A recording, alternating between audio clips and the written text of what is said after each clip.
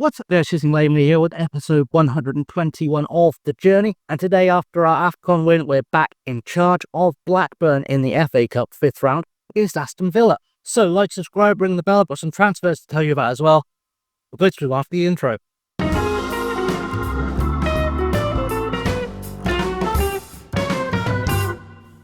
So here we are then, where we left off with Blackburn, and it's been a pretty good run, to be honest. We have beaten Stoke 2-1 in the league. We've beaten Nottingham Forest 3-1 in the league. We beat Fulham 3-1 in the 4th round of the FA Cup with a Mahmoud Salah hat-trick. We then lost 3-2 to Salford somehow. Then lost 2-1 to Norwich, beat Barnsley 4-3, lost 1-0 to Sheffield United, beat Southampton 5-3, beat QPR 1-0, and lost 3-0 to West Brom. It's been a bit of a topsy-turvy one, but we have made some transfers, so let's talk about the newcomers, and I'll tell you who left to bring up the money for them. So the first man through the door that you haven't seen is, you have seen him, is Sean Ngesa, who plays for the Ivory Coast. We had him at the AFCON with us. He even scored in the AFCON for us. He's going to add some depth to the centre of midfield because I just needed some extra bodies in there. And I think he's a pretty good signing. He's cost us the grand sum of £425,000 from Metz. And I think he's just a good squad player to add a little bit of depth in there. And he's a player we know and trust, so good to have him around. He was joined by Carl Jakob Hein, who originally I intended to be our first choice goalkeeper, but he didn't get a work permit, so I've sent him on loan to Braga for now in the hope he'll get one. We paid £900,000 to sign him from PSG, and Braga have paid more than half of that to loan him for the season. So hopefully it's a good deal for us financially, and he'll come back with a work permit because you have to hope he would do. I don't know where Estonia are in the world rankings. That will affect things. They are much further down than you'd think they'd be. Hopefully he'll have a good season at Braga, and they can turn things around for him in terms of a work permit. We'll see what happens.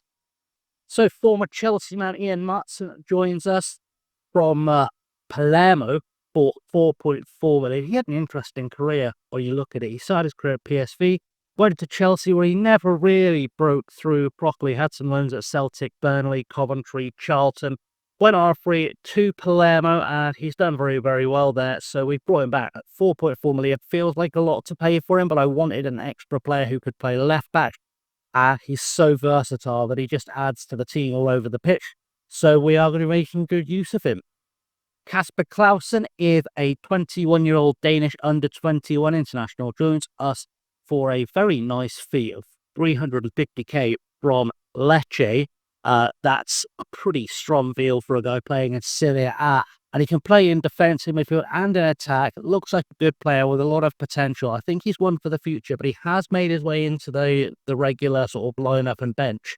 So we'll see what happens with him. I think he's going to be a first-team regular by the end of the season. But a very, very good signing, I think. Ricardo Baltazar is a Portuguese 21-year-old centre-half and left-back who joins us from Lucerne. He's gone on loan to Granada again. No work permit, unfortunately, but once he gets a cap for Portugal, I don't think it won't be far off for him. He will do. We paid $3.4 million for him, but I think that's still a really good deal. I think he's going to take a while to break through into that first team. He might do another season alone, but he's young. He's still developing. Hopefully, by the time he goes back to us, he is a fully fledged first-team player, both for us and for the Portuguese national team, which I genuinely believe he has the potential to be. Zach Orr is a centre-half, joins us for $6 million, rising to 7.75 from Plymouth. I think he's just a very good championship centre-half. I felt like I needed reinforcements after all our transfer business at centre-half. So he's come in, he started his career at Arsenal, went to Southampton where he never really broke in, moved to Plymouth, and he has been playing in the Championship and League One. Comes back to us in the Championship. It's a big fee, but I think it's a worthwhile fee.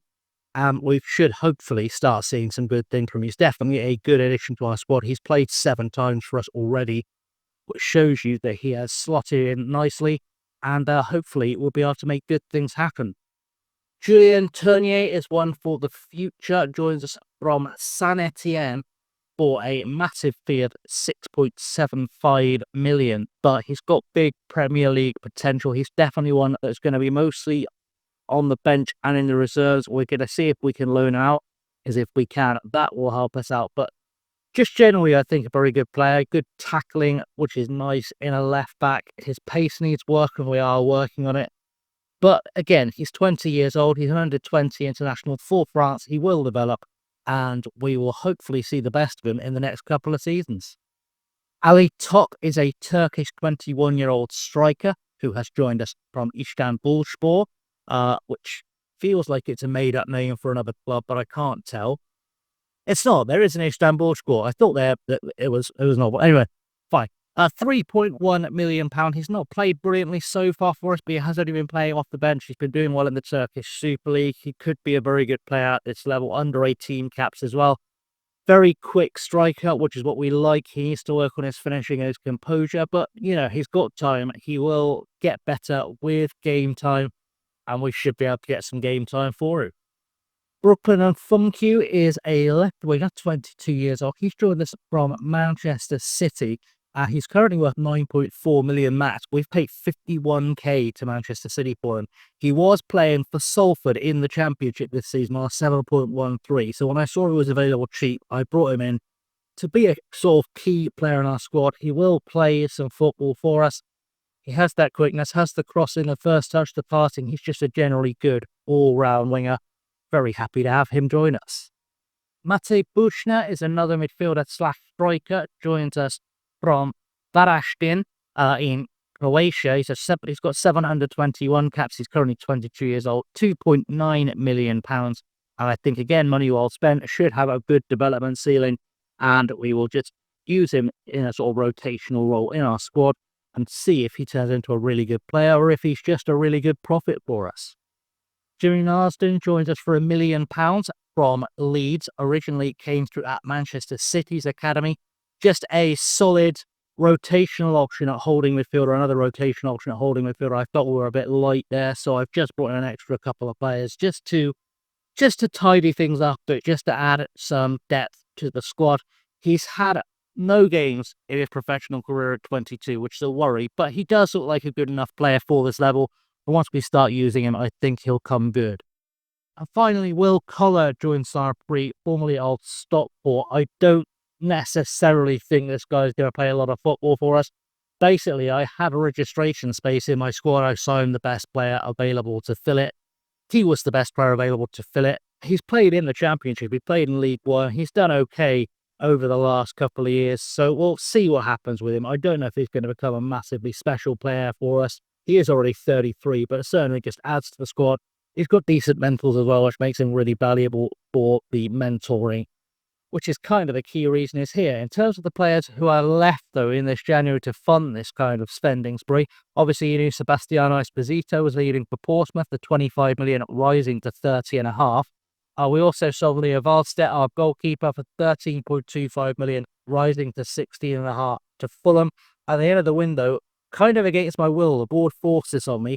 Tyree Stolen joined Shanghai Port for an incredible fee of £42 million that could rise to 44. He was a very good player. He was doing very, very well for us. So you can see here, 7.04, and we weren't even in charge for a third of those games. He could have been great for us, but that's a lot of money in the Championship. When you got offered 40-odd million for a player in the Championship, you take it with both hands. You reinvest it in your squad. So that's what we've done. But without any further ado, we need to get into this game. In fact, before we get into it, just to update you on the league table, we're currently in 8th place. We are 4 points off the playoffs with 11 games to go, looking to topple Salford, because I think Leicester are probably out of reach. But, if we keep this form running, we will be just fine. And we are playing, as I said, Villa in the FA Cup 5th round today. So let's pick the team lineup. I've already picked it. We've got Makic in goal. We've got Rankin Costero right back, Joan, Nordine and Pickering at the back. Buckley and Garrett in central midfield. Matson starts on the right wing. Saber and then Fonku start alongside him in the attacking midfield. And Dale Vicon starts up top. It's Anderson, Heffer, Baxter, Clausen, Bushner, Gessan, Farkas, Campbell and Tok on the bench. Missing out, Lucas Lund has an injury, otherwise he would have been our first choice. He's got a couple of weeks left before he is back. Lewis Cam is back tomorrow, but I didn't want to risk it today. Shua has 5 weeks left on his injury. Alicia Bentley has 3 weeks left on his injury.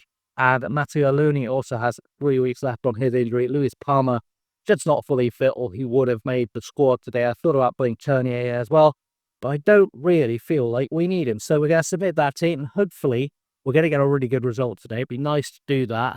And I feel like we've got a good enough team to do it. So we just need to do what we did against Liverpool, dominate the game, and get this one done. So in the dressing room, we're going to say get out there and show the world you've got what it takes, because we should have. We're going to tell everyone just to make a difference and make us proud. We're not going to put too much pressure on them today. I had a look at the Villa side. It actually looks like it's quite heavily rotated, though I am basing that largely on squad numbers. We're so far into the game that I can't really tell. There's a lot of numbers in their 30s here, which tells me that they've probably got a fair few youngsters out there, which could play to our advantage because we've got a fairly experienced side. We've got a lot of good players there. We're playing our yellow kit today for reasons I don't fully understand, because obviously Blackburn usually play in blue and Villa play in claret and blue, but it wouldn't be a kit clash. Who knows? Anyway, we're underway and we're both playing 4-2-3-1s, so hopefully something good this way comes. We're going to encourage the boys to settle in and hopefully we'll see a goal too.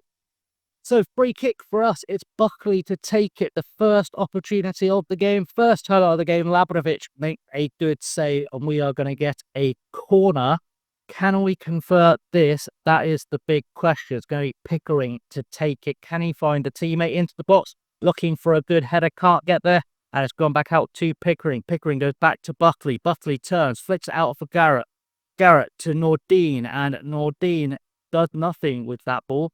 So that's gone well as a highlight. But on the stat book, we're doing better so far. We just need the goal to back it up, and hopefully it will come soon. Free kick now for Villa. It's Avaroso to take it into the box, looking for a teammate, doesn't find him. Kellyman has picked the ball up, and we are trying to track him down. We're not doing a great job, and Kadir, weird bit of a run there. Goes back to, I think it was Campos. Kadir into the box. Avaroso at the back post puts it away, but it's going to get called back for offside. We're going to VAR. What's VAR going to say? We'll find out very shortly. And VAR says goal disallowed. There we go, before half-time. And we are given a little bit of a lifeline. We need to get better in the second half. A lot of our players are not fully at the races yet, which is unusual for us because we've been so good since we got here. And I just need to maybe have a little bit of a shell, fire up the boys, and maybe they'll go out their second half and give us a better performance. Obviously, we're missing 4 or 5 key players as well. Rankin Casillo throws to Matson. Ball out inside for Garrett. Garrett goes backwards for Nordine. Nordine to Garrett again. Turns the ball through to Foku and off the post. And I'll never pronounce that guy's name, but Umfunku has a shot off the woodwork just to scare them before half-time. And now it looks like a free kick is happening. It looks like Garrett wants to come off. Amoroso with a free kick, and it's just got over the bar. And that's probably the end of the highlights for the first half, you would think. And, well, I think I can safely say this has not been a thrilling first half of football, and I'd like to see better in the second, because it's not been great, but I want to say I'm happy with what we've done so far to keep it up, which is fair enough. But we are also going to grab these guys on a 6.5, as we often do. Give them the old pointy finger and just tell them to be a bit better, because it seems to work. I'm not happy with your course, mate. Saber is switched off, which we didn't need, but it's okay. Second half is coming, and hopefully something will change to improve our chances in the second half. So throwing now for Villa, I've just made some changes. We'll go through them in a second as CK picks up the ball to Amoroso now. Amoroso to Kellyman. Kellyman with a shot, it's got in from range. Those changes last, we have a second to think about them. Matan Heffer's gone out left back. Clausen goes in central midfield. Farkas attacking midfield, and Campbell on the left wing. As we see the replay again of that move, we really shouldn't be conceding with that. I was considering taking Jack Jones off, and I couldn't decide it was him or Vipon needed to come out, but I feel like that's our answer. We'll take Jack Jones out. We will send in, I suppose, James Baxter, and hopefully that will tidy things up at the back for us a little bit. and we can start attacking. Bypond is one of those players, from what I've seen so far, who just needs that one chance to score. He just doesn't get himself in the right position for that one chance to score very often. And now we've got a free kick again, and Tammy Abrams on the pitch, which doesn't help us tremendously because he is lethal in FM24, and we need some things to improve rapidly, or we are going to go out of the cup. And well, that's going to mean I have to think about where we come back next episode. So hopefully we'll get a goal on the books. Heffer now with a throw-in to Campbell, back to Heffer, who should find a cross. He's not. He's taking his time, goes across to Buckley. Buckley gives the ball away with a heavy first touch, and now Kellyman is going to run at us. Out wide to Abraham, who is now just got acres to run into. He's got tackled by Nordin, though, and Nordin, maybe he can start some big ball upfield. Ball through to Matson. Matson across to Farkas. Farkas finds Clausen from range, like he can't put that ball away. And so we are playing with the new match engine, by the way, and it looks very, very good. It's looking much more realistic than the old one. But we're also not getting the results with it we were before, so I may have to rethink tactics, as that was weird. We were marking nobody from the throw-in. Esri Konza has also come into the team, which is a sign he had them at least a little bit rattled. Konza goes back to Labrovic. Labrovic to Konza. Konza back to Labrovic again. 1-2s with the goalkeeper, and never a strong sign as the ball goes forward now. Borland for Villa, going forward again to CK. CK finds Abraham to Taylor. Taylor through for Kadir. Kadir should be shut down. Isn't shut down. Tammy Abraham somehow hasn't scored. And Theo Bypond is about to get screamed at because he is somehow just not performing at all. As soon as I can yell at him, that is going to happen. But we need a goal. We need a goal rapidly, and I can't figure out where it's going to come from.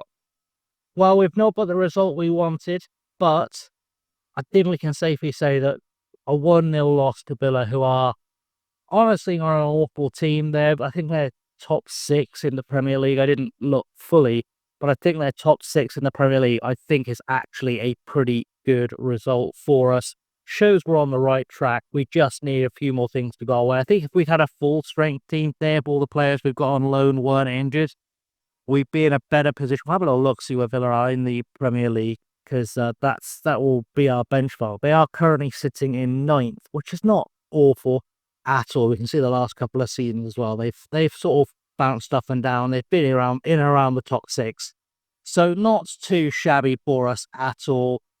And now we think a spot to come back, which is the big question. I'm hoping we'll have some of those players fit for the run-in too.